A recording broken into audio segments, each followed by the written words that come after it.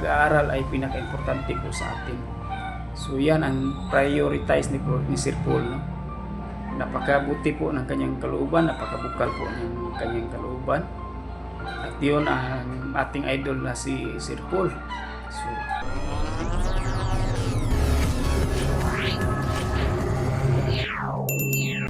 magandang araw sa inyo mga idol. Kumusta po ang lahat? At sana po nasa mabuting kalagayan po kayo ngayong araw na ito mga idol.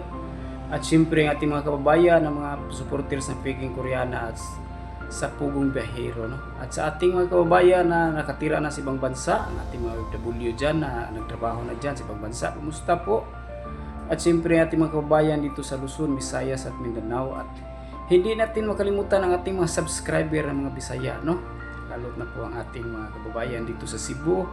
Comment kayo mga idol kung taga saan kayo para ma-shoutout po kayo sa aking video sa susunod, no? Pwede natin mag-shoutout dito, basta comment lang, lagyan nyo lang ng pangalan at address, no? At saka sa ating mga senior citizen, kumusta? At ang ating mga viewers ngayon, kumusta ba ng araw po sa inyo? Ating video ngayon mga idol tungkol po itong si idol natin na si Pugong Biyahero, no? Itong si Sir Paul mga idol, napakaganda ng kanyang puso mga idol, no? Kasi bihira na tayong makakita ng mga vlogger na ganito sa kanilang tinutulungan. Itong si Sir Paul mga idol, may tinutulungan siya na inborn yata to si Nanay Ima, no?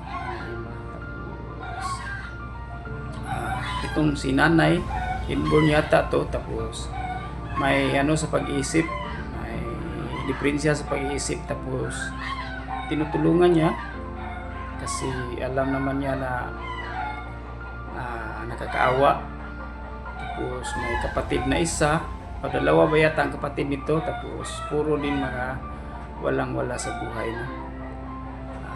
Tingnan natin mga idol, itong si nanay po, yung tinutulungan ni Pugong ay medyo medyo wala sa sarili kasi ang sabi ng kababatang kapatid na lalaki ay inborn daw.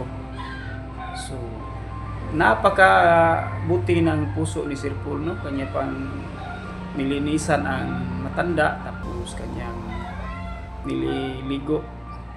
pinaliguan. So napakaganda ng kanyang kalooban. So bihira lang po tayong makikita ng mga ganitong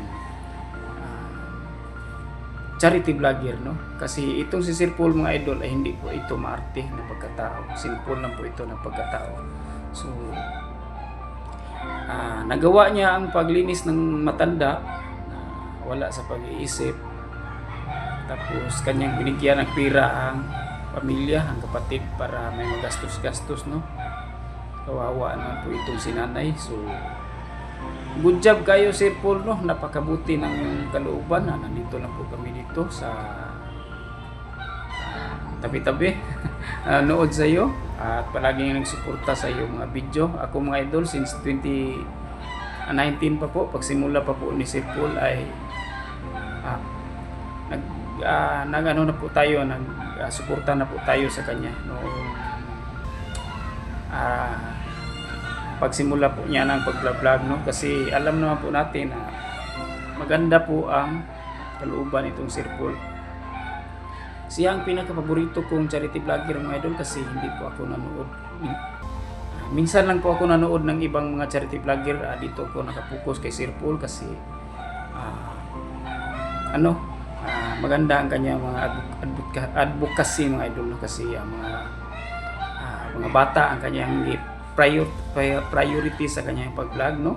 Kanyang pinagpaaral yung mga bata. Tapos kasi mga idol ang pag-aaral ay pinaka-importante po sa atin. So yan ang prioritize ni Sir Paul, no? Napakabuti po ng kanyang kalooban, napakabukal po ng kanyang kalooban. At yun ang ating idol na si Sir Paul. So sana po Sir Paul may marami pa po kang matulungan ng mga naghihirap, mga walang-wala sa buhay. Sana po matulungan mo pa sila, no? Para mabigyan naman lang kahit kunti lang na mga makabigay ka ng kunting inspiration sa kanila, no? kahit na kunting kasayahan lang, kahit hindi fully ang ang pag-support sa kanila. Minsan-minsan lang po kasi marami pong tinutulungan si Sir Paul. Hindi po lahat ma-cover niya, no, ang lahat ng mga buong buo ang matulong niya sa pamilya. So, kahit minsan lang po niya matulungan, ang importante na kapagbigay siya ng mga kunting kasiyahan po. Yan ang ating message kay Sir Paul, at sana po patuloy po kasi itong matanda na sinanay po mga idol ay medyo napabayaan po sa mga kapatid niya, kasi ang mga kapatid niya ay mga lalaki, puro mahirap din, puro wala-wala sa buhay mga idol.